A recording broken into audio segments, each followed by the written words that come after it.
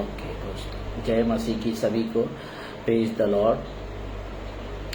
हम धन्यवाद करते हैं परमेश्वर को कि हमें एक और परमेश्वर के वचन का सेवा करने का हमें मौका मिला और परमेश्वर ने दिया, इसलिए हम परमेश्वर का धन्यवाद करते हैं।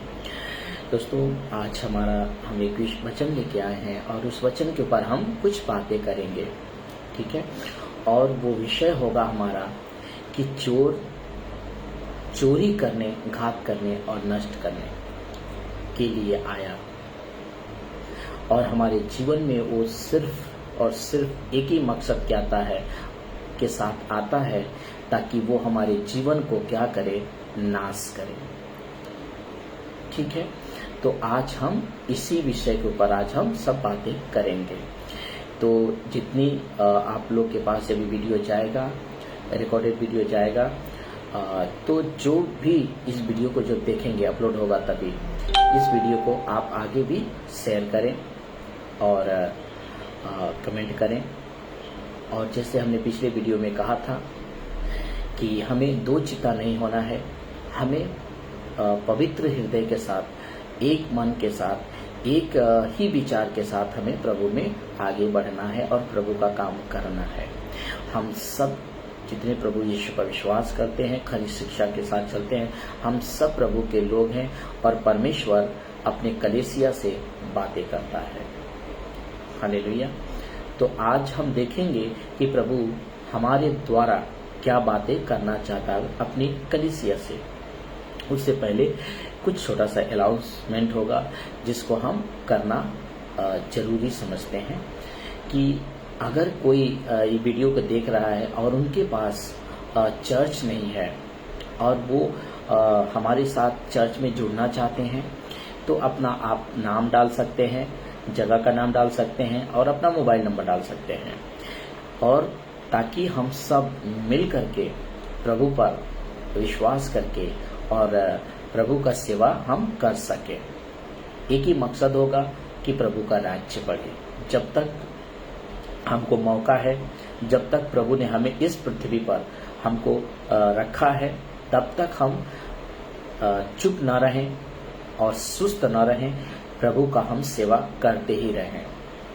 तो हमारा चर्च है कोलाबा में, जो कि एमएमबी चर्च है, और अगर आप कोई भी अगर जुड़ना चाहते हैं तो आप जरूर अपना नंबर डाल सकते हैं और हमसे बातें कर सकते हैं और आप अपना उपस्थिति दर्ज करा सकते हैं। ओके, तो आज हम अपने पॉइंट पे आते हैं, अपने विषय के ऊपर आते हैं और देखते हैं बाइबल के वचनों से कि बाइबल क्या हमें सिखाती है, ठीक है।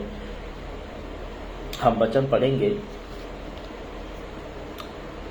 यूहन्ना का किताब, उसका 10वां अध्याय और 10 वचन।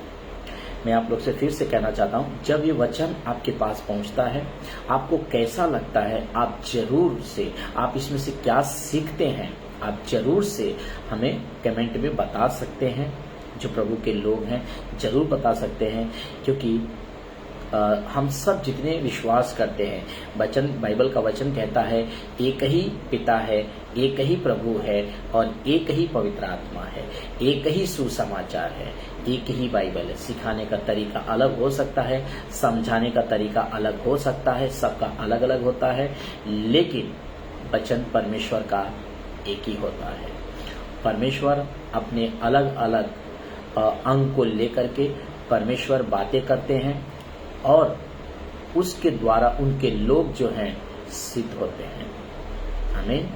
तो आप लोग विश्वास करें कि ये वचन परमेश्वर का है, ये मेरी ओर से नहीं है, ये परमेश्वर का वचन है। मेरा सिखाने का तरीका भली अलग हो सकता है, समझाने का तरीका भली अलग हो सकता है, लेकिन परमेश्वर का वचन कभी बदलता नहीं है, कोई युगानुयुग एक जैसा है। आमीन। तो हम पढ़ेंगे 10 वचन को, यूहन्ना 10वां अध्याय और 10 वचन, ठीक है। देखिए क्या लिखा है। चोर किसी और काम के लिए नहीं, परंतु केवल चोरी करने, घात करने और नष्ट करने को आता है, ठीक है। तो लिखा है वचन में, चोर किसी और काम के लिए नहीं आया। चोर जो है आपके जीवन में, आपके घर पर आपका दुख पूछने नहीं आएगा, आपका आप कैसे हो ये पूछने नहीं आएगा, बल्कि वो आपका क्या करने आएगा, आपका चोरी करने आएगा, आपका घात करने आएगा, आपको नष्ट करने आएगा। चोर का काम ही है चोरी करना, उसका जो लक्ष्य होता है उसका काम ही है चोरी करना। और जब बाइबल चोर कहती है तो ये वो चोर नहीं है जो आपका पैसा चुरा ले, वो चोर नहीं है जो आपका ना ज्वेलर चुरा ले, जो कि सोना चांदी ये चुरा ले, आपका संपत्ति चुरा ले। ये वो चोर नहीं है जो आपका कीमती चीज चुरा ले, नहीं, ये वो चोर नहीं है। ठीक है, इस चोर के बारे में बाइबल क्या कहती है हम पहले उसको देखेंगे फिर समझेंगे। तो हम आपको फिर से बता दें कि जब वचन कहता है चोर किसी और काम के लिए नहीं आया, चोर चोरी करने के लिए, घात करने के लिए और नष्ट करने के लिए आया, तो वो आपको क्या नष्ट करता, आपके जीवन को नष्ट करने के लिए आया। ठीक है, तो ये हम बाइबल से देखेंगे कि ये कौन चोर है, और ये खुद यीशु मसीह ने अपनी पत्री में बताया है। उसको हम पढ़ेंगे मरकुस का किताब और उसका 4 अध्याय और वचन 14 और 15।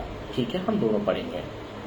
देखिए, बोने वाला वचन बोता है, वचन 15, जो मार्ग के किनारे के हैं जहां वचन बोया जाता है, ये वो है कि जब उन्होंने सुना तो शैतान तुरंत आकर वचन को जो उनमें बोया गया था उठा ले जाता है। हालेलुया।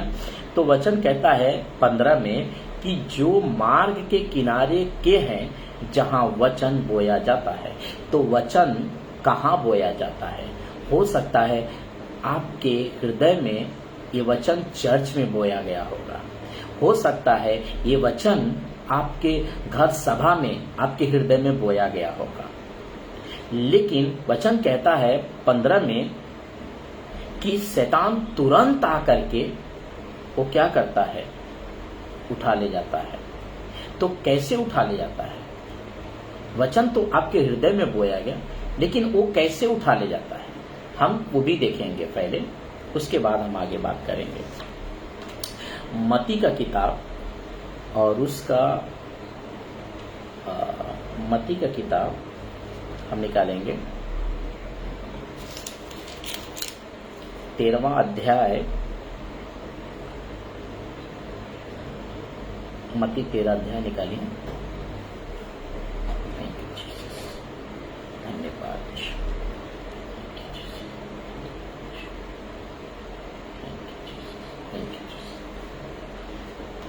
ठीक है, हम पढ़ेंगे मत्ती का किताब 13वां अध्याय और उसका 19 वचन हम पढ़ेंगे। ठीक है, जो कोई राज्य का वचन सुनकर नहीं समझता, उसके मन में जो कुछ बोया गया था उसे वह दुष्ट आकर छीन ले जाता है। यह वही है जो मार्ग के किनारे बोया गया था।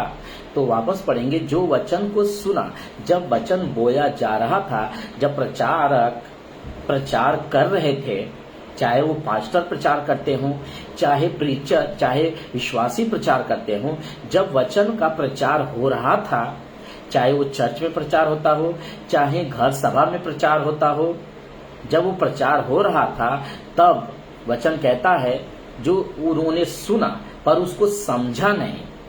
तो जब नहीं समझा तो शैतान तुरंत आकर क्या करता है, उनके हृदय में जो वचन बोया गया था वो तुरंत क्या करता है, उठा के लेकर चला जाता है। कहीं ऐसा न हो कि वो विश्वास करके क्या पालें, उद्धार न पालें।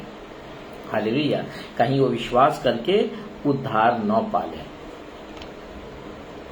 ये वो शैतान है, बाइबल कहती है चोर कौन है? शैतान है। ये वो चोर है जिसको बाइबल हमें शैतान बताती है। और ये कोई हमारा पैसा चुराने नहीं आया, कोई हमारा सोना चांदी यानी कीमती चीज हमारा चुराने नहीं आया। ये वो चुराने आया कि हमारे हृदय में जो वचन हर संडे, हर घर सभा में बोया जाता है, उससे वो चुराने आया कि कहीं ये विश्वास करके इस वचन के ऊपर, जो वचन उनको बोया गया था उस दिन, वो वचन के ऊपर विश्वास करके कहीं ये उद्धार न पालें, कहीं अपने बुराई से मन न फिरा लें, कहीं अपने बुरी चाल से फिर न जाएं कि उसके चंगुल से छूट जाएं। वो हमेशा इस ताक में रहता है कि आप क्या सुनते हो, आप क्या करते हो, ये हमेशा उस ताक में रहता है। कभी नहीं चाहेगा कि आप वचन को सुन करके आप उसके ऊपर मनन करें, कभी ये चाहेगा ही नहीं। लेकिन हमें ऐसा बिल्कुल इसको मौका नहीं देना है। अगर हम इसको ऐसा मौका देते हैं तो ये हमारे जीवन को क्या करता है, नष्ट कर देता है। इसके वजह से हमारा जीवन नष्ट हो जाता है। ये हमारे जीवन से वचन चुराने के लिए आया, जो हमारे इस संसार की चीजों से जो कीमती है सोना, उससे भी कीमती हमारा परमेश्वर का वचन है, हमारे प्रभु यीशु मसीह का वचन है। उसको ये चुराने आया ताकि उसको चुरा ले, ताकि ये उद्धार ना पाले। यही आपने रोमियो का किताब में पढ़ा ना 10वां अध्याय वचन 9 में, कि तू यीशु को प्रभु करके अंगीकार कर ले, मन से विश्वास कर ले, ताकि तुम्हारा उद्धार हो जाए। ये नहीं चाहता कि ये वचन लोगों के हृदय में पड़े कि यीशु प्रभु है। ये संसार को भरमा करके रखा है, ये लोगों को होने ही नहीं देता कि यीशु प्रभु है। कोई माने इस बात को, इस संसार को फंसा करके रखा है लोगों को, समझे। जैसे कि हम एक बहुत खूबसूरत हमारे सामने एक उदाहरण है, हम उस उदाहरण को पहले देखेंगे, फिर हम आगे बात करेंगे कि ये वचन को कैसे मैनिपुलेट करता है, कैसे ट्विस्ट करता है। और ये वचन को ट्विस्ट करने में स्टार्टिंग से ही माहिर है। पहले ही व्यक्ति से, जो आदम और हवा थे, वहीं से ये स्टार्टिंग से ही ये वचन को ट्विस्ट करने में ये माहिर है शैतान कभी नहीं चाहता कि जो वचन आपने सुना ना, उस वचन के ऊपर आप मनन करें और उस वचन को आप अपने हृदय में रख करके और उस वचन के अनुसार चलें। कभी ये नहीं चाहेगा। तो उस उदाहरण को हम देखेंगे और उसके लिए हमको जाना पड़ेगा उत्पत्ति के किताब में, ठीक है। तो आइए हम उत्पत्ति की किताब में चलते हैं, दूसरा अध्याय में, उत्पत्ति दूसरा अध्याय, और पढ़ते हैं पहले 15 से लेकर के 17 वचन तक, ठीक है। 15 से लेकर के 17 वचन तक पढ़ते हैं। देखिए लिखा है, जब परमेश्वर ने आदम को बनाया, ठीक है, तो आदम को बनाने के बाद परमेश्वर ने एक वाटिका में रखा ताकि आदम जो है उस वाटिका के अंदर काम करे और उसकी रक्षा करे और उसमें से सभी वृक्षों में से वो फल खाया करे, ठीक है। हम वचन से पढ़ेंगे। तब यहोवा परमेश्वर ने आदम को लेकर अदन की वाटिका में रख दिया कि वह उसमें काम करे और उसकी रक्षा करे, ठीक है। आपने देखा कि परमेश्वर ने खुद इसको उस वाटिका में रखा है। आज पास्टर को, विश्वासी को जब प्रचार करता है तो प्रभु ने वहां रखा है आपको किस लिए? वचन का प्रचार करने के लिए, काम करने के लिए रखा है। प्रभु की जो भेड़े हैं उसकी रक्षा करने के लिए, जो अभी दुर्बल हैं, जो नए विश्वासी लोग हैं, उनकी रक्षा करने के लिए प्रभु ने रखा है, ताकि आप विश्वास में, अगर वचन को नहीं समझे, प्रचारक ही अगर वचन को नहीं समझा, तो फिर कैसे आप कलीसिया चलाओगे, कैसे प्रभु में आप बढ़ोगे, कैसे प्रभु का वचन को प्रचार करोगे? ये बहुत जरूरी बात है। जब आदम को परमेश्वर ने बनाया और अदन की वाटिका में रखा, तो परमेश्वर ने उसको एक काम दिया था। आज जब संसार में से प्रभु ने हम लोगों को चुना है, तो हमको एक काम दिया है, आत्मा बचाने का काम दिया है। हमें सुस्त रहने के लिए नहीं दिया है। जब परमेश्वर ने हमको पवित्र आत्मा दे चुका है, तो हमको सुस्त रहने के लिए नहीं दिया है। ऐसे ही बस हमारा उद्धार हो गया, हमको पवित्र आत्मा मिल गया, बस अब काफी है। नहीं, हर संडे हम चर्च जाते हैं, प्रचार सुनते हैं, बस घर पे आते हैं, मस्त सोते हैं। हमें इसलिए प्रभु ने नहीं रखा है। हमें इसलिए रखा है ताकि हम काम करें, प्रभु का काम करें। आइए अब देखते हैं वचन 16। और यहोवा परमेश्वर ने आदम को एक आज्ञा दी, लिखा है ये आज्ञा दी, तू वाटिका के सब वृक्षों का फल बिना खट के खा सकता है। वापस हम पढ़ेंगे वचन को और शब्दों के ऊपर ध्यान से आप देखिएगा, और चाहिए तो आप वचन 16 को ध्यान से आप पढ़िएगा। उत्पत्ति किताब उसका 2 अध्याय और वचन 16 को ध्यान से पढ़िए। लिखा है यहोवा परमेश्वर ने आदम को ये आज्ञा दी, तू वाटिका के सब वृक्षों का फल बिना खटके खा सकता है। तो यहाँ पे बहुवचन है, एक वचन नहीं है, सिंगुलर वचन नहीं है, प्लूरल है, एक से ज्यादा है। ठीक है, देखते हैं वचन 17 में। पर भले या बुरे के ज्ञान का जो वृक्ष है, सिंगुलर है, उसका फल तू कभी न खाना, क्योंकि जिस दिन तू उसका फल खाए उसी दिन अवश्य मर जाएगा। उसी दिन अवश्य मर जाएगा। ये कौन कह रहा है? ये खुद सृष्टिकर्ता परमेश्वर, जिसने आदम को बनाया, जिसने अदन की वाटिका में रखा, ये परमेश्वर खुद आज्ञा दे रहे हैं।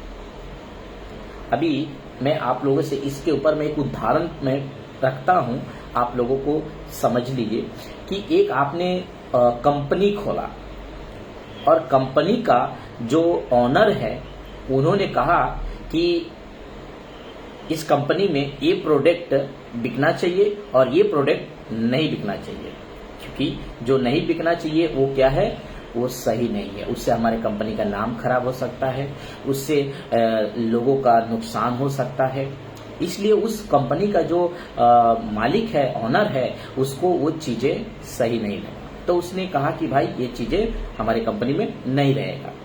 लेकिन जो मैनेजर है, ऑनर ने कह दिया, लेकिन ऑनर ने जिस मैनेजर को रखा है वो मैनेजर क्या अगर अपने तरीके से अगर वो चलाए, कंपनी बोले नहीं नहीं आप बेच सकते हो, कंप्रोमाइज कर सकते हो, कि क्या सही रहेगा?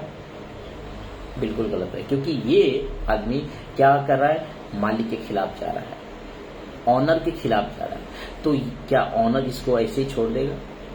बिल्कुल नहीं। जो उसको करना रहेगा वो ऑनर तो करेगा ही करेगा। लेकिन हम लोग आत्मिक बातें आत्मिक रीति से हमें लेना पड़ेगा। तो जब यहाँ परमेश्वर ने कह दिया कि तुम सभी वृक्षों के फल खा सकते हो, लेकिन जो ये सिंगुलर वचन है, सिंगुलर है, जो लिखा है वृक्ष है, उसका फल तू कभी ना खाना, क्योंकि जिस दिन तू उसका फल खाएगा उसी दिन क्या होगा, तू मर जाएगा। ये परमेश्वर ने आज्ञा दिया था आदम को। तो आदम को क्या करना चाहिए, वहां पे सावधान रहना चाहिए। लेकिन शैतान का देखिए ना कितना बड़ा चालाकी है। अब हम 3 अध्याय और 1 से लेके 5 तक हम पढ़ेंगे। उत्पत्ति 3 अध्याय वचन 1 से लेके 5 तक। यहोवा परमेश्वर ने जितने बनेले पशु बनाए थे उन सब में सर्पदूत था, और उसने स्त्री से कहा, क्या सच है कि परमेश्वर ने कहा तुम इस वाटिका के किसी वृक्ष का फल न खाना? Question mark. एक क्वेश्चन करता है किससे? हवा से, स्त्री से, कि क्या कैसे क्वेश्चन करता है? देखिए आप वापस पढ़ता हूं, सुनिए ध्यान से। यहोवा परमेश्वर ने जितने बनेले पशु बनाए थे उन सब में सर्पदूत था। उसने स्त्री से कहा, क्या सच है कि परमेश्वर ने कहा तुम इस वाटिका के किसी वृक्ष का फल न खाना? किसी वृक्ष का फल न। क्या पूछता है, क्या सच है कि इस वाटिका के किसी वृक्ष का फल न खाना? क्या ये सच है? किससे पूछ रहा है? मैडम से, स्त्री से, हब्बा से। आप सोचिए कि कैसे वचन को ट्विस्ट किया। परमेश्वर ने वहां पर कहा था वृक्षों का फल तुम खा सकते हो, सभी वृक्षों का फल तुम खा सकते हो, लेकिन जो भले और बुरे ज्ञान का जो वृक्ष है, सिंगुलर वचन है, जो वृक्ष है उसको तुम मत खाना, और जिस दिन तुम उसको खाओगे उसी दिन तुम मर जाओगे। लेकिन इसने कैसे ट्विस्ट किया कि क्या सच है कि इस वाटिका के किसी वृक्ष का फल ना खाना। मैडम का जवाब सुनिए। स्त्री ने सर्प से कहा, इस वाटिका के वृक्षों के फल हम खा सकते हैं। ठीक है, इन्होंने तो यहां तो प्रभु का सही जवाब दिया, प्रभु का वचन का सही जवाब दिया। आगे सुनते हैं 3 वचन में। पर जो वृक्ष सिंगुलर वचन है, वाटिका के बीच में है, उसके फल के विषय में परमेश्वर ने कहा है कि न तो तुम उसको खाना और न उसको छूना, नहीं तो मर जाओगे। ठीक है, इन्होंने कहा। लेकिन वचन 4 में शैतान का जवाब सुनिए। Thank you Jesus. तब सर्प ने स्त्री से कहा, तुम निश्चय न मरोगे। अब बताइए वचन 5 में, वर्ण देखिए वो क्या कैसे टीच कर रहा है, कैसे वहां पे प्रचार कर रहा है। सुनिए 5 वचन में, वर्ण परमेश्वर आप जानता है कि जिस दिन तुम उसका फल खाओगे उसी दिन तुम्हारी आंखें खुल जाएंगी और तुम भले बुरे का ज्ञान पाकर परमेश्वर के तुल्य हो जाओगे। अब आपने देखा कि स्त्री से पूछा और स्त्री ने जवाब दिया कि हाँ, परमेश्वर ने आज्ञा दिया कि वृक्षों के फल हम खा सकते हैं, पर जो वृक्ष वाटिका के बीच में है उसके फल के विषय में परमेश्वर ने कहा है कि न तो तुम उसको खाना और न उसको छूना, परमेश्वर ने कहा है। ठीक है, लेकिन ये क्या कहते हैं, शैतान क्या कहता है कि तब सर्प ने स्त्री से कहा, तुम निश्चय न मरोगे, निश्चय न मरोगे। क्योंकि परमेश्वर ने कहा था खाओगे तुम मर जाओगे। ये लोग शरीर में तो नहीं मरे लेकिन आत्मा में मर गए। जो परमेश्वर का वचन को तोड़ता है ना, वो आत्मा में मर जाता है। इन्होंने परमेश्वर के वचन को क्या किया, तोड़ दिया, आज्ञा तोड़ दिया इन्होंने। और शैतान जो बोलता है वहां पे 5 वचन में, वर्ण परमेश्वर आप जानता है कि जिस दिन तुम उसका फल खाओगे, जिस दिन परमेश्वर आप जानता है कि जिस दिन तुम उसका फल खाओगे उसी दिन तुम्हारी आंखें खुल जाएंगी और तुम भले बुरे का ज्ञान पाकर परमेश्वर के तुल्य हो जाओगे। तो आपको बता दूं कि ये ऐसा सोच कौन रखता है, ऐसा सोच ये शैतान ही रखा। कहां पे? स्वर्ग में। आइए हम वो भी देखते हैं कि इसमें मैं आपको बता दूं कि इसकी जैसी सोच है वैसे ही आज मनुष्यों के अंदर ये डालने की कोशिश कर रहा है, खास करके विश्वासियों के अंदर वचन को तोड़ मरोड़ करके कैसे भी पेश करना। ये कौन गड़बड़ी डाल रहा है? यही वो दूसरे तरह से तो नहीं आ सकता है ना, वो वचन को ही लेकर के आएगा। वचन ही लेकर के प्रभु यीशु के पास गया था कि अगर यदि तू परमेश्वर का पुत्र है तो पत्थर को रोटी बन जाने की आज्ञा दे। यदि तू परमेश्वर का पुत्र है तो इस कंगूरे पर से अपने आप को नीचे गिरा दे, क्योंकि तुम्हारे विषय में लिखा हुआ है कि परमेश्वर अपने दूतों को आज्ञा देंगे कि तुम्हें हाथों हाथ उठा लेंगे कि तुम्हारे पैरों में पत्थर से ठेस न लगे। वचन ही लेकर के गया कि ये सारा जगत मुझे दिया गया है, यदि तुम मुझे गिर करके प्रणाम करोगे तो ये मैं तुझे दे दूंगा। जो कि ये सब कुछ प्रभु का ही है, ये पूरा प्लेनेट, ये पूरा पृथ्वी, स्वर्ग सब कुछ प्रभु का ही है। उनको बोलता है कि यदि तुम गिर कर प्रणाम करोगे तो मैं तुझे दे दूंगा। तो ये वचन का ही सहारा लेता है। जितना आज आप लोग वचन जानते हैं, जितना आज सभी विश्वासी वचन जानते हैं, उससे ज्यादा वचन उस शैतान को पता है। वो वचन ही लेके आएगा आपके पास, जैसे मैडम के पास आया। यशाया का किताब हम पढ़ेंगे। यशाया की किताब उसका यशाया किताब में हम 14 अध्याय पढ़ेंगे। यशाया 14 का 13 और 14 पढ़ेंगे।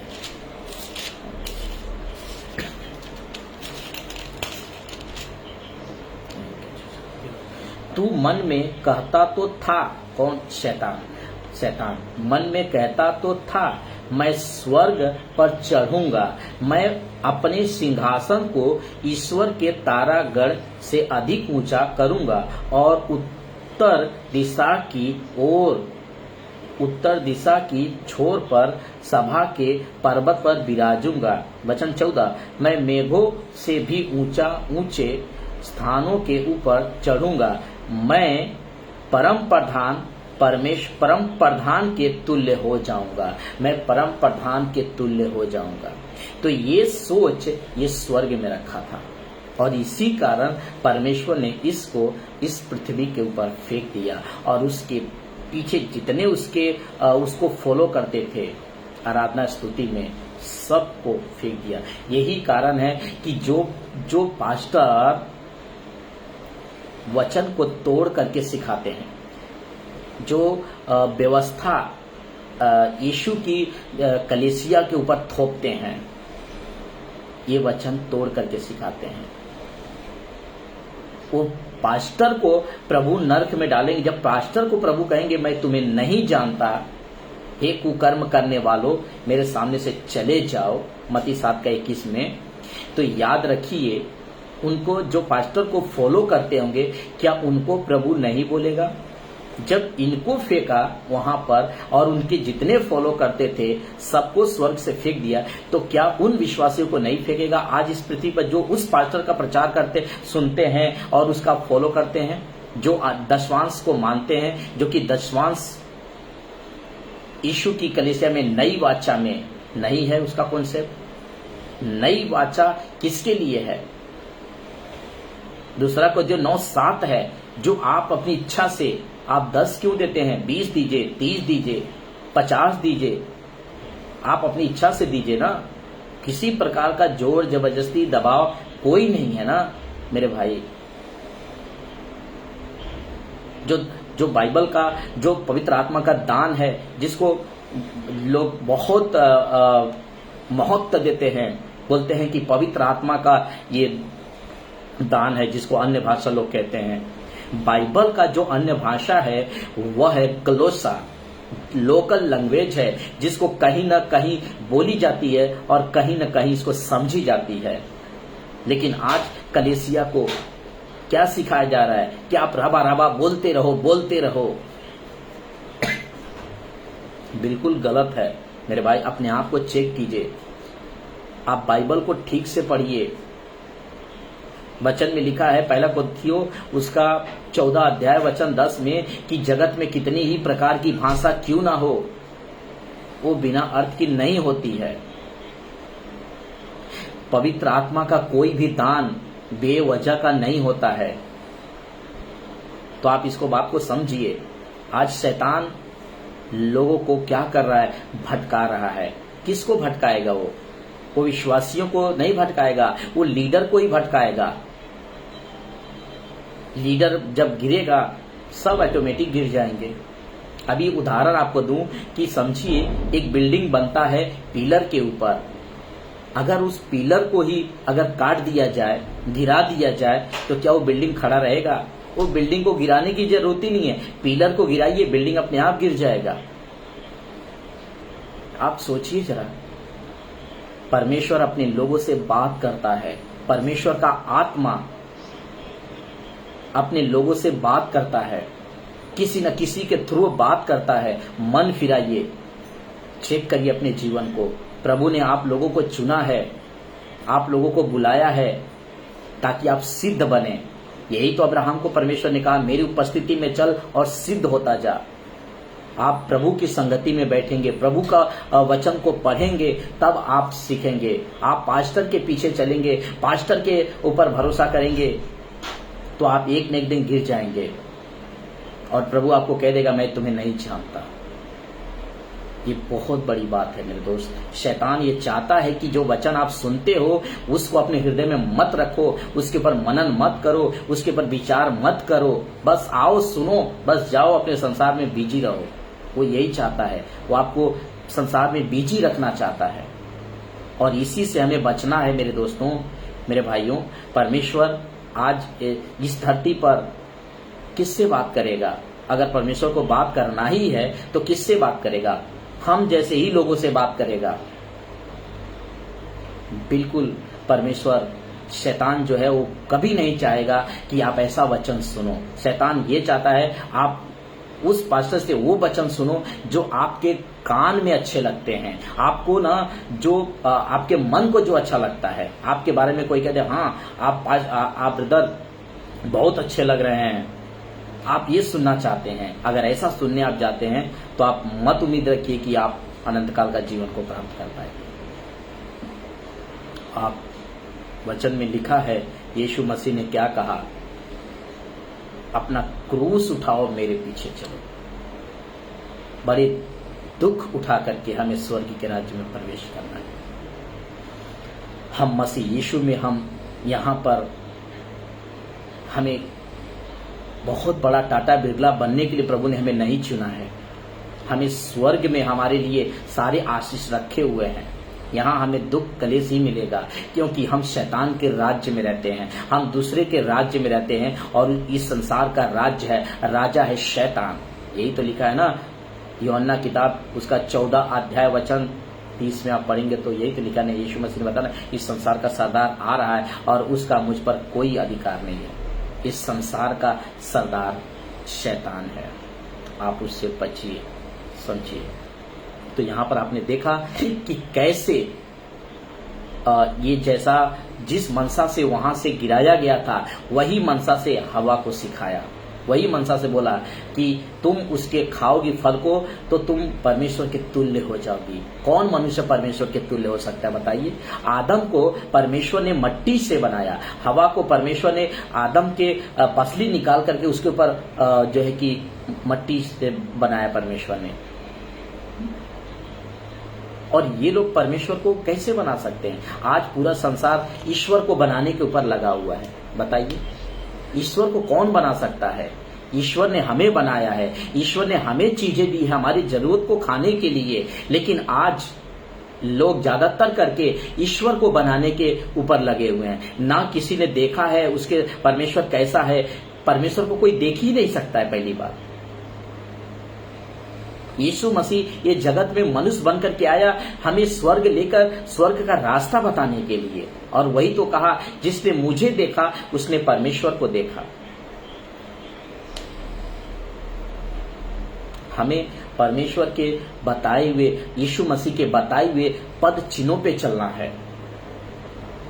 बस यीशु ने क्या बताया वचन में, अगर आप पढ़ोगे यूहन्ना किताब अगर 11वें अध्याय में, कि धन्य है वे जो बिना देखे मुझ पर विश्वास करते हैं। माफ कीजिए 20 अध्याय में, धन्य है वे जो बिना देखे मुझ पर विश्वास करते हैं।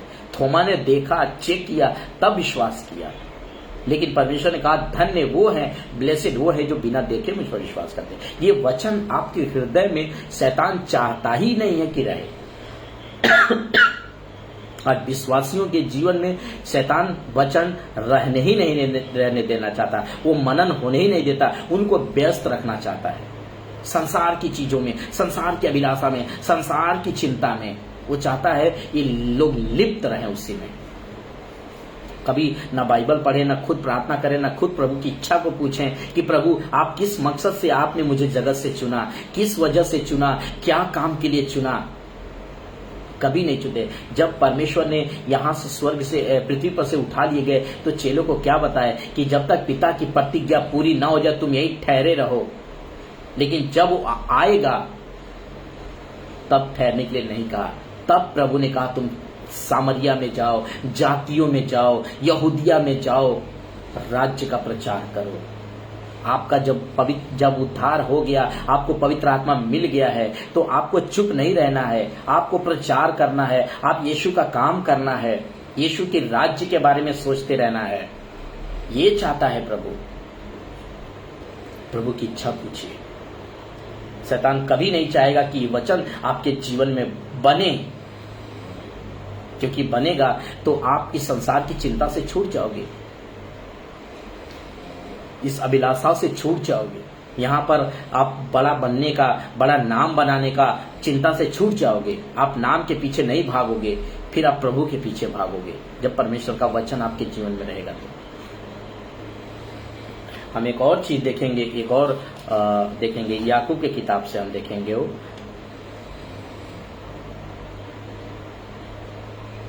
याकूब का किताब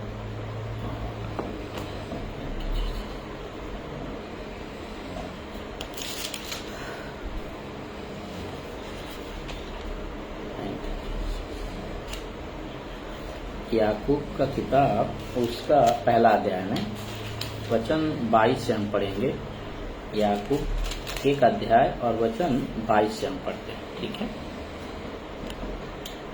परंतु वचन पर चलने वाले बनो और केवल सुनने वाले ही नहीं, जो अपने आप को धोखा देते हैं।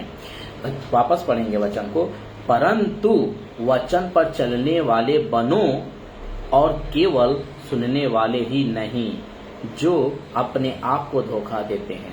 तो वचन कहता है कि तुम वचन को सिर्फ सुनने वाला मत बनो, वचन के ऊपर चलने वाला बनो। अगर आप केवल वचन को सुनते हैं, आप संडे जाते हैं, वचन को सुनते हैं और उस वचन के अनुसार आप चलते नहीं हैं कि आज प्रभु हमसे क्या बातें किया, उसके हिसाब अगर चलते नहीं हैं तो आप खुद को धोखा देते हैं। आपको दूसरा कोई धोखा नहीं दे रहा है, आप खुद पे खुद आप धोखा दे रहे हैं। आप वचन सुन रहे हैं पर उस पर चल नहीं रहे हैं, तो आपको कोई दूसरा धोखा नहीं दे रहा है, आप खुद को अपने आप को धोखा दे रहे हैं। वचन 23, क्योंकि जो कोई वचन का सुनने वाला हो और उस पर चलने वाला न हो तो वह उस मनुष्य के समान है जो अपना स्वाभाविक मुंह दर्पण में देखता है। वचन 24, इसलिए कि वह अपने आप को देखकर चला जाता और तुरंत भूल जाता है कि मैं कैसा था। अब इसका मतलब है 23 वचन वापस पढ़ेंगे, क्योंकि जो कोई वचन का सुनने वाला हो, जो कोई वचन का सुनने वाला हो, ठीक है, लिखा है वचन में कि जो कोई वचन को सुनने वाला हो और उस पर चलने वाला न हो तो वह उस मनुष्य के समान है। कौन से मनुष्य के समान है? वचन 24 में लिखा है कि इसलिए कि वह अपने आप को देखकर चला जाता है और तुरंत भूल जाता है कि मैं कैसा था। मतलब वो उस मनुष्य के समान है जिसने अपना चेहरा आईना में देखा और अपनी कमियों को भी देखा कि समझिए यहाँ पर दाग लगी है, वो आईना में देखा कि चेहरे पे दाग लगा है, लेकिन वो तुरंत क्या हुआ, वहां से हट गया, आईने के सामने से हट गया, चला गया और वो तुरंत ये भी भूल गया कि मैं अभी थोड़ी देर पहले हमारे चेहरे के ऊपर दाग था। हालेलुया। ध्यान से सुनिएगा, आज ऐसे ही हो रहा है।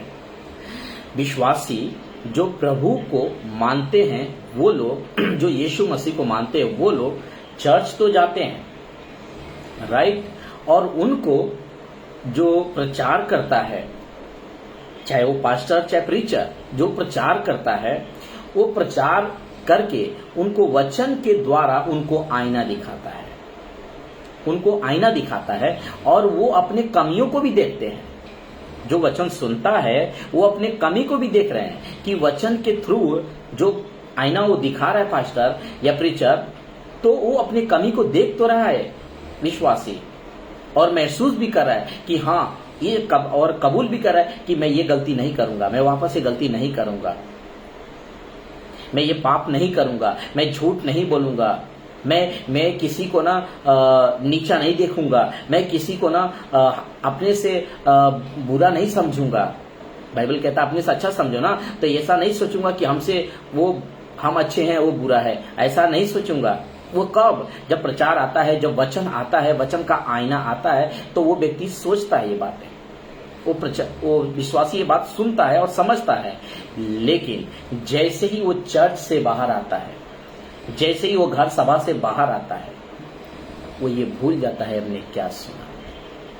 वहां पर तो उसने बरोबर सुना, वहां पर तो उसने आईना वचन का बरोबर देखा, वहां पर तो अपने गलतियों को भी देखा, जैसे इस मनुष्य ने देखा कि आईने में देखा कि मुझे चेहरे पे दाग लगा है, लेकिन जब आईना से हट गया तो अपने आप को भूल गया। वैसे ही वचन तो सुना और जैसे ही चर्च से बाहर निकला, जैसे ही सभा से बाहर निकला, जैसे ही घर सभा से बाहर निकला, वैसे ही भूल गया कि मैंने क्या वचन सुना, मैंने क्या अपने जीवन में चेक किया था। जब वचन आ रहा था तो मैं क्या अपने आप को सर्च कर रहा था कि क्या मुझ में ये कमी है, और मैंने महसूस किया उस वक्त में कि हाँ मुझ में कमी है, मुझे कमी को छोड़ना है, लेकिन वो भूल जाता है।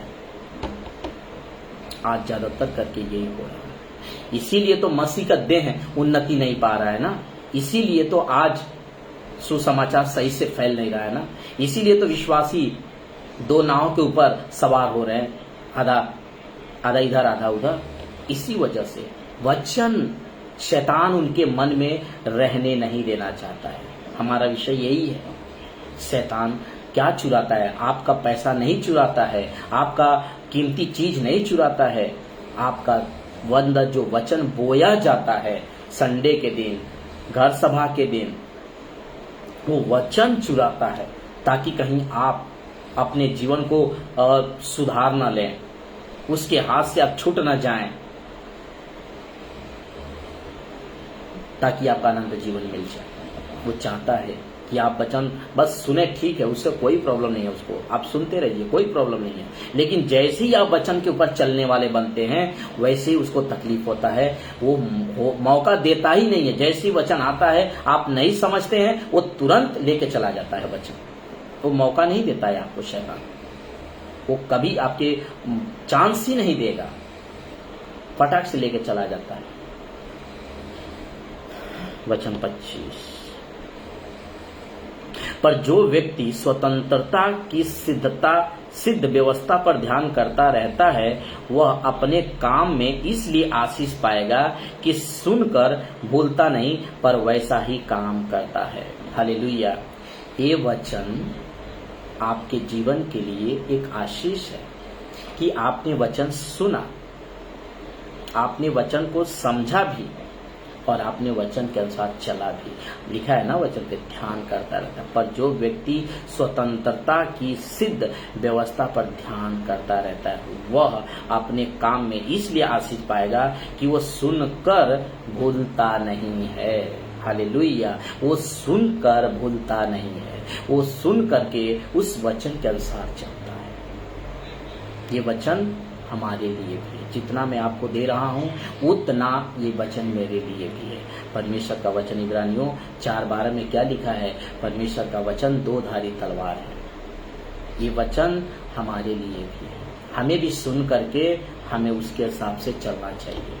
आज आप लोग सुन रहे हैं तो वचन के हिसाब से चला करिए। जो संडे को वचन सुनते हैं उस पर मनन करा करिए कि मैंने क्या सुना। घर सभा में जब आप प्रचार सुनते हैं, जो प्रचारक, जो लीडर, जो विश्वासी प्रचार करता है, उसके ऊपर मनन करिए, हमने क्या सुना। परमेश्वर का वचन, हमने कहा ना, परमेश्वर का वचन एक समान है, वो नहीं बदलता है। बात करने वाला, समझाने में तरीका अलग हो सकता है, प्रचार करने में तरीका अलग हो सकता है, लेकिन परमेश्वर का जो वचन है वो युगानुग एक जैसा है, वो नहीं बदल सकता है। क्योंकि परमेश्वर ने सबको अलग अलग गिफ्ट रखा है, सबको अलग अलग तरीके से रखा है बात करने के लिए। तो अब हम एक लास्ट वचन पढ़ करके हम समाप्ति की ओर आ गए हैं। एक लास्ट वचन पढ़ेंगे कि हमें क्या करना चाहिए।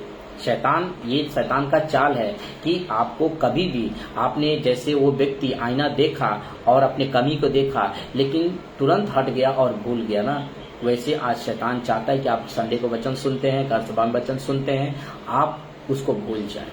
आप वहां पर मनन करें, वहां पर आप अपने कमियों को देखें, उसको कोई प्रॉब्लम नहीं है। लेकिन जैसे ही आप आते हो वो वचन आपके अंदर से चुरा ले जाता है। कब? जब आप समझते नहीं। तो ध्यान रखें कि वो वचन को अगर आपको नहीं समझता, आप तुरंत लिख लें पेन से, जो वचन आता है उसको लिख लें और वापस आकर के घर पर उसको वचन को वापस आप मनन करें, उसे 2 बार 3 बार पढ़ें, उसके ऊपर ध्यान करें।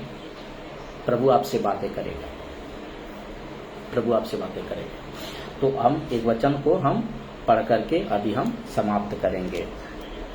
वो वचन है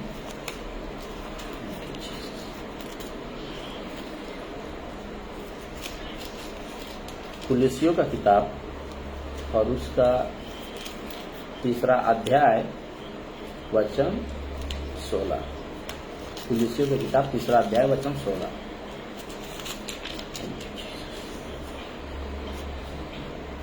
मसीह के वचन को अपने हृदय में अधिकाई से बसने दो और सिद्ध ज्ञान सहित एक दूसरे को सिखाओ और चिताओ और अपने मन में अनुग्रह के साथ परमेश्वर के लिए भजन, स्तुतिगान और आत्मिक गीत गाओ। तो आपको ये करना है, परमेश्वर का जो भी वचन आता है वो अपने हृदय में रखना है, पहला बात। क्या लिखा? मसीह के वचन को अपने हृदय में अधिकाई से जितना आता है आने दो। जितना आप अपने हृदय में वचन को रखेंगे उतना आपका जीवन उन्नति होएगा, उतना आपका आत्मा का उन्नति होएगा। प्रेरितों की किताब उसका अगर आप पढ़ेंगे 20 का 32 में, तो आपका वचन आपका उन्नति किससे होता है? वचन से होता है। तो जितना मसीह के वचन को अपने जीवन में रखेंगे उतना आपका आत्मा का उन्नति होगा। तो सबसे पहले अपने मसीह के वचन को अधिकाई से बसने दो। कहाँ? अपने हृदय में, अपने हृदय में बसने दो। और सिद्ध ज्ञान सहित एक दूसरे को सिखाओ, सिद्ध ज्ञान से सिखाओ और उनको चिताओ, वार्न करो और अपने अपने मन में अनुग्रह के साथ, अपने मन में अनुग्रह के साथ परमेश्वर के लिए भजन, स्तुति गान और आत्मिक गीत गाओ, ना कि सांसारिक गीत गाओ। आज बहुत सारे विश्वासी लोग भी सांसारिक गाना सुनते हैं ना, मत सुनिए, आत्मिक गाना सुनिए, आत्मिक गीत सुना करिए, स्तुति गान करिए, प्रभु की स्तुति करिए, आराधना करिए। ये काम है ताकि आपका आत्मा को उन्नति हो सके। तो मैं आशा करता हूं कि आप लोगों ने इस मैसेज से आप लोगों को परमेश्वर ने आशीष किया है। आप लोगों ने इस वचन को, इस वीडियो को पूरा देखिए और दूसरों तक भी पहुंचाइए। परमेश्वर आप लोग को बहुत बहुत आशीष करे। धन्यवाद कि आप लोग इस वीडियो को एंड तक आप देखें। धन्यवाद। बस खत्म करते हैं। बाय। God bless you. प्रभु आप लोग को आशीष करे।